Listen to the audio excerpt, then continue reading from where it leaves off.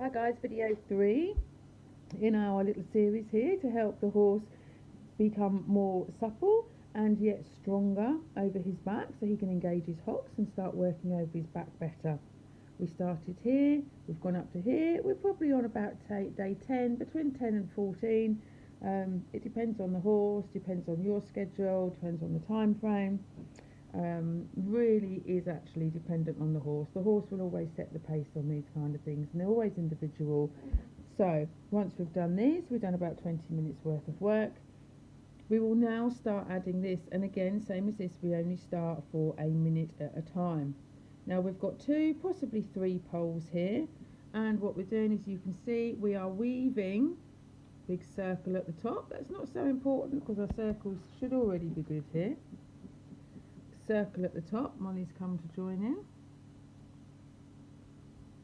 And then we're just crossing over the poles and seeing how balanced the horse stays. So you'll see we're changing the rein very regularly here. Don't think too much about it. We just do it for a minute. Next day we'll come out, and what we'll start to do is create a little bit more balance and understanding of when and where we're going to cross over the pole. Again, without your horse losing his rhythm or his balance. Probably day 3 or day 4, what we're going to start asking the horse to do is actually step a lot closer to the poles. So rather than creating a big circle, we will be creating more like a snake down the pole.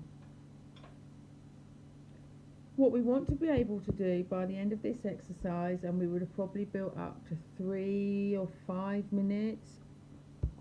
So this will be literally like day 3 to day 5.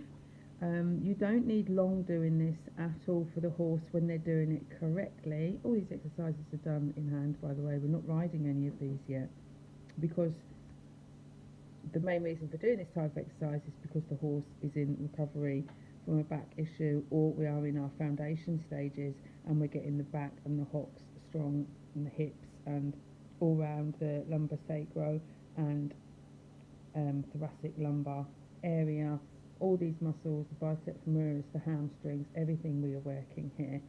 So what we will concentrate after another day 3 or so of doing this is actually watching when and how the horse crosses the pole. Okay, so we're not just wandering and trying to create a circle and wandering.